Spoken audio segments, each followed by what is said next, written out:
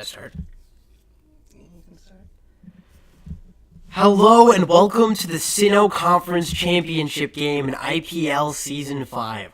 Today we've got a great matchup between Matt and the Toledo Team Rockets versus Dion and the London Lanturns. Both teams want this very bad. They're playing for a ticket to the IPL Championship game against Steven and the Bayern Münchlax, London Conference champions. So a lot's on the line here. I'm joined by my brother and coach of the Columbus Shrew PC, Dion. How you doing tonight?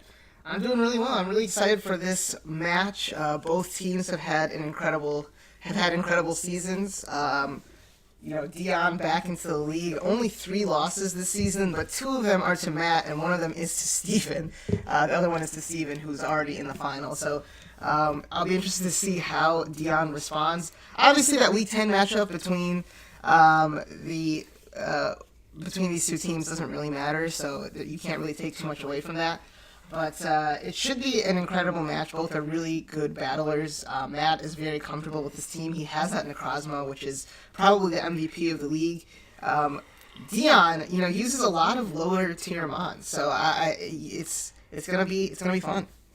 Yeah, it should be noted that Matt was the first seed. He did win the Sinnoh Conference division in the regular season, and he chose to pick up Galvantula, dropping Jolteon, and he brought it this week. Do you think Sticky Webs could be a big problem for Dion? Looking at Dion's team, I really don't think so. I mean, it's always a problem, but, I think that Galvantula was probably picked up to counter Megalopony, which is not here. Obviously, Zygarde and Weavile are super fast, and Chandelure has decent speed, and that could be scarfed.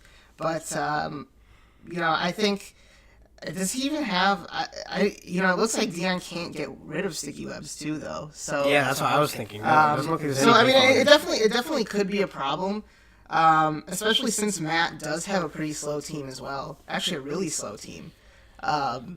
So that could change the tides in this one.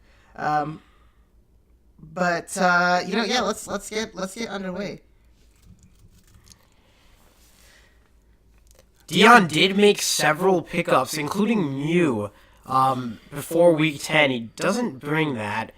It looks like all the mons he's rocking with, he's had for a majority of the season. Yeah, it could be a little bit of mind games there to pick up some mons that you have to prepare for. So he's going to lead the Chandelure, and Matt leads Blastoise, predicting Dion predicting Galvantula. So, a pretty good play there by Matt.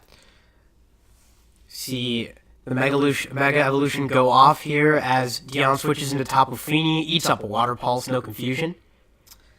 Blastoise obviously going for that Water Pulse because of the Mega Launcher boost. Ooh, Nature's Madness, such a scary move. He's been really effective with that. Yeah.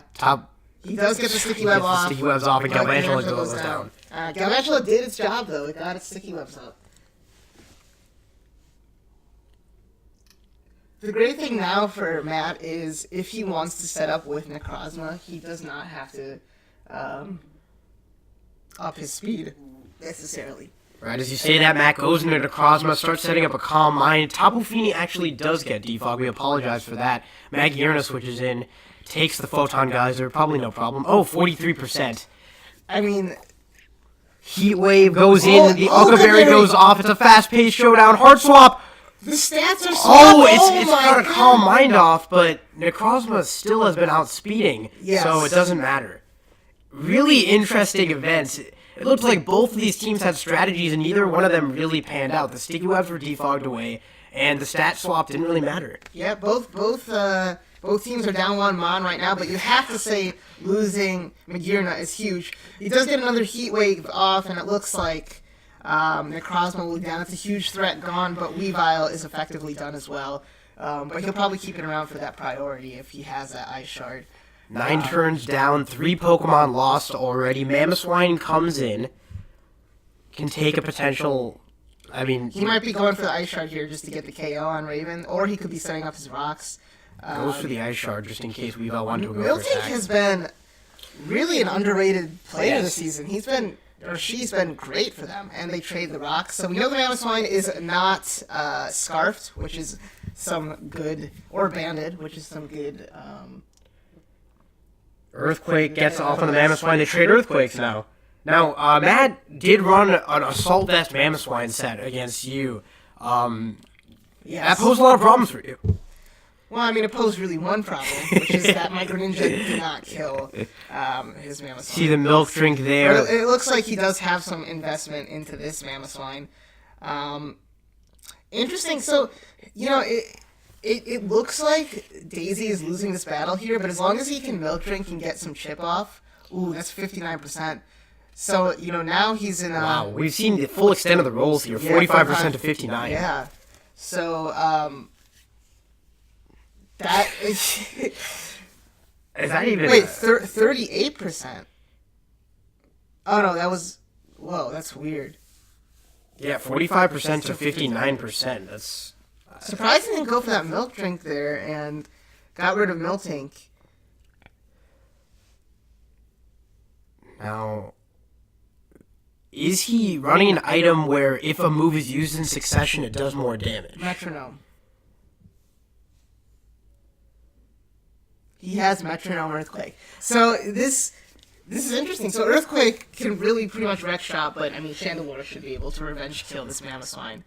We could definitely see a switch out into Blastoise here, but Chandelure does get access to Energy Ball, which would also probably KO this Mammoth Swine, so that would be a safe play here for Dion. It would be. You could just go for the Flamethrower. Obviously, Mammoth Swine does have thick fat, but Energy Ball is a pretty safe bet. Do you think this Chandelure is scarfed? Yeah, I think it's scarfed. I think that would have made it just a really good lead, which Dion chose to do. I mean, obviously either way it would have covered the Galvantula, but I think that would definitely make sense versus a lot of his team, especially if Victini is banded, which I know Matt likes to run a lot. So true. So Chandelure being alive and scarfed is essentially Dion's win con here. He's going to have to get rid of rocks at some point so he can safely switch in this Chandelure.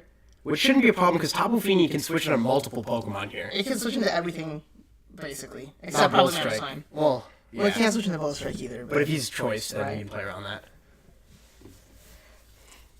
And does Hoopa get Gunshot?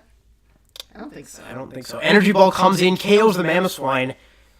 Dion now has 4 Pokemon. Matt left with 3. We'll see what he goes in for. This has been a fast and furious battle so far.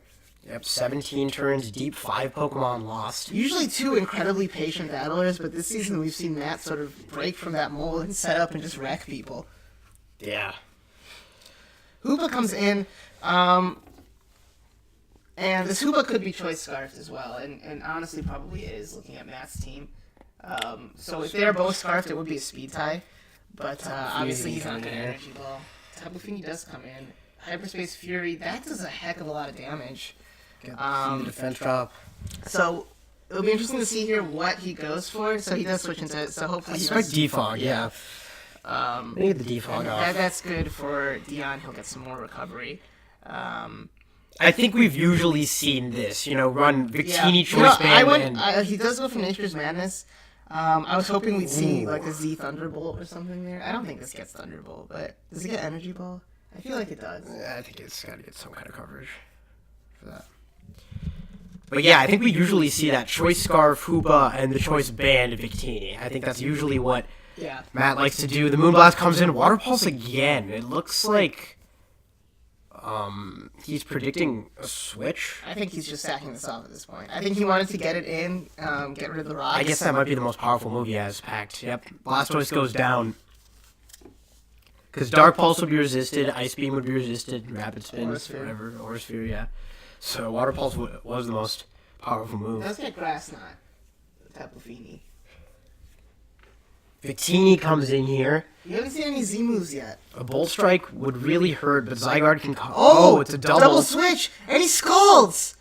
Oh, huge play. So, that makes me think that this Tapu Fini, I was going to say this could have a berry that has the damage of Electric type move. Literally just for Victini. But that is a huge play in the course of this match because now Dion has all the momentum and, Dion pretty much has this one at this point. Yeah. I mean, it's good. Well, Hoopa still presents quite a bit of a problem. Moonblast, right? I forgot. Yeah, but Zygarde is still at full health. Chandelure, we don't know if they're both scarfed, it is a speed tie, so he's probably keeping Chandelure around. For Victini, he has a Sack-Off Mon and probably Priority and Weavile. That move was huge. It'll be interesting to see if Dion goes for a Scald again, predicting to switch back into Victini. But I think Moonblast is probably the play here because we saw how much Hyperspace Fury did last time. So if he has a move that's not resisted, it might do even more. And it should do more and more. So like a Zen Headbutt or something. Yeah. And you mentioned Weavile with the priority. Oh, Zen Headbutt. He lives. No flinch. Nature's Madness instead of going for the Moonblast. Probably predicting the Victini switch. I mean, that was the middle ground play there, right? It hits both Mons for half health. That's true. But, yeah. So that Zen Headbutt unfortunately doesn't kill. I'm wondering if that was what kind of roll that was. But now, Matt might have turned that around a little bit. Zen Headbutt comes in again. It connects, which is big. You mentioned Weavile having priority. This thing also gets access to E-Speed. Yes. So, that type. So yeah. Ooh. So E-Speed it is. And it does. Connects, and Weavile is going to have to probably lock itself into 7,000 arrows. 71%, and the Z move. It's a Z celebrate. Now, is he in Ice Shard range? Oh. Stored power knocks it out, and this is going to be really close, guys. There's no way. You think he could be an Ice Shard? He's +1 defense. Yeah, I don't know. It'll be... This is huge. We've seen the Z celebrate before, but I don't think it's ever... And we've seen it pull out matches where it looked like all was lost. Wow. The obvious play here is Ice Shard. I mean, that's the only thing you can hope to do. And it does 7%. Searing Shot, and... So... I mean, if Victini is... Yep, if it has... It's over. Wow, so Matt pulls that out with the Z Celebrate Victini. The huge play. Wow. That was just a great match. Matt pulls it out at the end. Yeah. Now, if Dion goes for that Moonblast, do you think that turns the game and Dion wins? Potentially. Well, so did Hoopa outspeed Moonblast? Yeah, Hoopa outspeed. So Hoopa, so did 59%. I mean, he would have been down to 3% anyway on the Victini, but yeah, he couldn't have gotten just a Z-Cell right off. Yeah, that's what I'm thinking. Well, Matt and the Toledo Team Rockets are going to the IPL Championship game to face Steven and the Bayern Münchlax. I mean, these were the two best teams all season. This is a matchup that we're going to enjoy seeing, right? Yeah, I think so. And Steven... coming off a big win this morning, he's clearly far and away the best battler in the league. Looking for his first title, probably deserved.